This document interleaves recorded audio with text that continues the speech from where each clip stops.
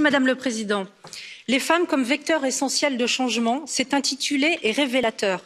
Incapables d'exister par elles-mêmes, les femmes auraient donc besoin de l'appui d'instances internationales, comme si elles étaient une minorité.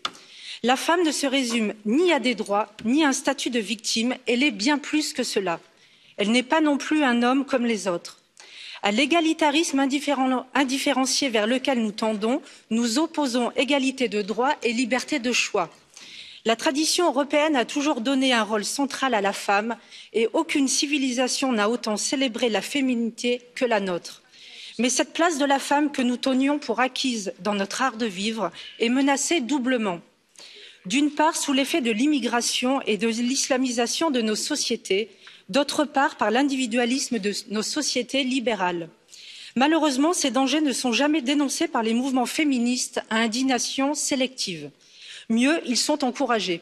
Ces lobbies communautaires prétendent défendre les femmes, alors que le féminisme est avant tout un libéralisme qui pousse l'individu à s'émanciper des structures et valeurs collectives au détriment de l'éthique.